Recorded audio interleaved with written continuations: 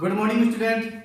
जैसा कि मैं आपसे ये वादा किया था कि क्लास 10th का क्रैश कोर्स लेकर आऊंगा, तो मैं वो क्लास 10th का क्रैश कोर्स अपने कोचिंग में भी स्टार्ट कर चुका हूं और साथ ही साथ उन बच्चों का भी ख्याल रखा गया है जो बच्चे हमारे कोचिंग में नहीं पढ़ते हैं और जिनका तैयारी नहीं अच्छा हो सका है, जिनके मैथ कंप्लीट नहीं हो चुके हैं, उनके लिए भी मैं YouTube पे वीडियो अपलोड कर दूंगा।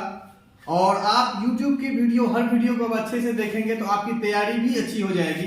यहां से भी आप बहुत अच्छे से पढ़ सकते हैं। मैं आपको थोड़ा थोड़ा हर चैप्टर से अच्छे से सब कुछ मेन पॉइंट जो होगा, वेरी वेरी इंपॉर्टेंट टॉपिक्स, उसको कवर कर दूंगा ताकि आपके जो एग्जाम्स में है वो कवर हो जाए। क्योंकि मैक्सिमम बच्चे जो हमारे यहाँ है उनका मैथ बहुत ही कमजोर है, बहुत ही वीक है। कहीं वो पढ़े भी हैं तो उसका सिलेबस कंप्लीट नहीं हुआ है और बहुत लोगों को मैथ समझ में नहीं आती है। बहुत सारे बच्चे मैथ में फेल कर जाते हैं। हमने देखा पिछले साल का रिजल्ट में मैक्सिमम बच्चों का जो रिजल्ट आया मैथमेटिक्स, हमारे यहाँ की बात कर रहे हैं, मैं बाकी लोगों की बात नहीं कर रहा हूँ, तो यहाँ पर जो रिजल्ट हुए वो बहुत ही खराब है। बहुत से बच्चे फेल कर गए मैथ में। तो मैं इन्हीं चीज को सॉल्व करने के लिए, आपकी जो समस्या है उनको खत्म करने के लिए अब YouTube पर वीडियो अपलोड कर दिया जाएगा और आप इस YouTube के वीडियो को कंप्लीट अच्छे से देखेंगे तो आपकी तैयारी जो मैथमेटिक्स की है वो अच्छे से हो जाएगी। तो आज का जो चैप्टर है हमारा क्लास 10th मैथ चैप्टर 1 वास्तविक संख्या, मैथमेटिक्स का ये पहला चैप्टर है और बच्चों को यहीं पर सबसे ज्यादा प्रॉब्लम होता है कि संख्या किसे कहते हैं। तो आज हम लोग डिटेल में सिर्फ इतना पढ़ेंगे कि संख्या किसे कहते हैं। फिर नेक्स्ट वीडियो में जो है आपको यूक्लिड विभाजन एल्गोरिथम पढ़ा दिया जाएगा। उसके बाद फिर एचसीएफ निकालना हम लोग सीखेंगे। तो नंबर्स जानना बहुत जरूरी है। आपको ये बता दें, संख्या को इंग्लिश में नंबर्स कहते हैं। संख्या को इंग्लिश में नंबर्स कहते हैं। तो नंबर्स कितने प्रकार के हैं? नंबर तो ऐसे बहुत प्रकार के होते हैं, जिसमें मेन इंपॉर्टेंट नंबर है मैं उनको बता दूंगा जो एग्जाम के व्यू से बहुत ही इंपॉर्टेंट है। एग्जाम के व्यू से परिमेय और अभाज्य संख्या, इससे क्वेश्चंस आते हैं। क्वेश्चन एग्जाम में यह आ जाता है कि अपरिमेय संख्या पहचानिए। परिमेय संख्या को पहचानने के लिए अभाज्य संख्या के बारे में आ जाता है। तो आज हम लोग जानेंगे कि प्राकृतिक संख्या किसे कहते हैं, पूर्ण संख्या किन्हें कहते हैं, परिमेय संख्या किन्हें कहते हैं, अपरिमेय संख्या किन्हें कहते हैं, अभाज्य संख्या किन्हें कहते हैं। ये आपके टॉपिक में नहीं है लेकिन मैं इसको पढ़ा रहा हूं क्योंकि ये बहुत ही बेसिक है और बच्चों को ये बेसिक्स ही नहीं पता है कि प्राकृतिक संख्या किसे कहते हैं। मैंने क्लास में बहुत सारे बच्चे ऐसे आए जिससे मैंने ये पूछा प्राकृतिक संख्या किसे कहते हैं, तो उनको ये भी नहीं मालूम है। तो आज आपकी ये सारी समस्याएं यहाँ पर इस वीडियो में क्लियर हो जाएगी। हर नंबर्स के बारे में थोड़ा थोड़ा नॉलेज जानना जरूरी है। तो वास्तविक संख्या में जो सबसे पहला संख्या आता है प्राकृतिक संख्या, बहुत ही आसान है, इंग्लिश में बोलते हैं नेचुरल नंबर। आपको पता है बचपन से आप पढ़ते आ रहे हैं प्राकृतिक संख्या, लेकिन कोई पूछ देता है तब भी आपको दिक्कत हो जाती है। तो प्राकृतिक संख्या वो संख्या है जिन्हें हम गिनती कर सकते हैं। अब आप सोचिए गिनती कहां से शुरू होता है? गिनती 1 से स्टार्ट होता है, 1 2 3 4। ये मेरा जो है प्राकृतिक संख्या है और इन्हें एंड से डिनोट किया जाता है। दूसरा जो नंबर है वो है पूर्ण संख्या, इंग्लिश में इसको कहते हैं होल नंबर।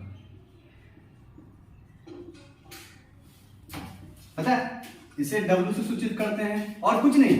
प्राकृतिक संख्या में अगर 0 को मिला देंगे तो वो मेरा क्या हो जाएगा? Whole number. शुरू कहां से करते हैं? 0 से। 1 2 3 4 5 6 इनफिनाइट तक। देखिए गौर से देखेंगे तो ये वाला जो नंबर है यहां से आपको प्राकृतिक संख्या नजर आएगा। यहां से क्या नजर आएगा? यहां से प्राकृतिक संख्या। तो प्राकृतिक संख्या में से क्या किया गया?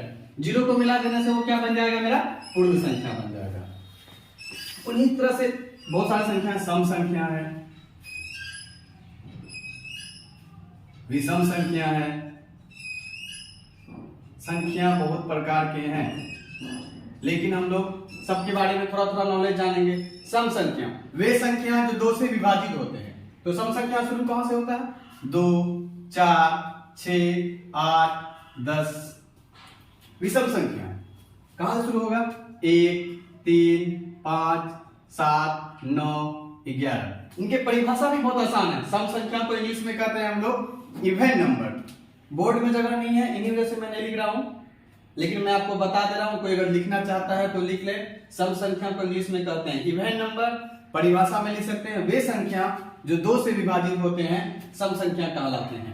एग्जाम्पल में लिख सकते हैं आप 2, 4, 6, 8, 10। विषम संख्या को इंग्लिश में कहते हैं ओड नंबर, वे संख्या जो 2 से विभाजित नहीं होती है। एग्जाम्पल में लिख सकते हैं 1, 3, 5, 7, 9, 11। इसी तरह से और भी होता है 13। आप सिंपल सा आसान शब्दों में समझ जाएंगे, जो 2 से कटेगा वो सम संख्या और जो 2 से नहीं कटेगा वो विषम संख्या।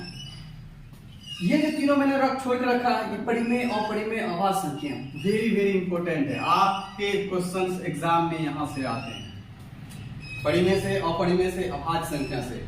तो ये तीनों नंबर हम लोग स्पेशली जानेंगे, इन्हें करते हैं। अभाज्य संख्या, अभाज्य संख्या वे संख्या है जो 1 से बड़ी होती है और जिनके 2 गुणनखंड होते हैं। कहने का तात्पर्य है वो 1 से कटेंगे और अपने आप से कटेंगे। जैसे आप देख लीजिए अभाज्य संख्या, अभाज्य संख्या पहला बात क्या होगा, इसका 2 गुणनखंड होगा। 1 से बड़ी होगा तो कहां से स्टार्ट होगा, ये 2, 3, 5, 7, 11। इनमें से कोई भी नंबर आप ले लेंगे। एग्जाम्पल के तौर पर आप 11 ही ले लें तो 11 का जो गुणनखंड होगा वह 1 होगा और 11 होगा। कहने का मतलब है 1 से कटेगा और अपने आप से कटेगा, इनके अलावा वो किसी भी नंबर से नहीं कटेगा। तो अभाज्य संख्या वे संख्या जो 1 से बड़ी हो और जिनका सिर्फ और सिर्फ 2 गुणनखंड हो, वो क्या कहलाएगा, अभाज्य संख्या। अगर आपको इसमें कोई समझने में दिक्कत हो रही तो आप हमें कमेंट करके आसानी से पूछ सकते हैं कि सर समझ में नहीं आया, कृपया फिर से बता दें। तो मैं आपको फिर से जो है कमेंट करके उसका आंसर आपको दे दिया करूंगा। दूसरा क्या है, परिमेय संख्या, वे संख्या जिसे हम p/q के रूप में लिख सकते हैं। क्या कर सकते हैं, p/q के रूप में लिख सकते हैं।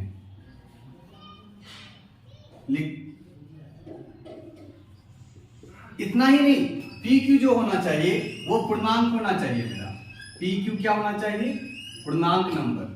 और q जो होना चाहिए वो 0 नहीं होना चाहिए।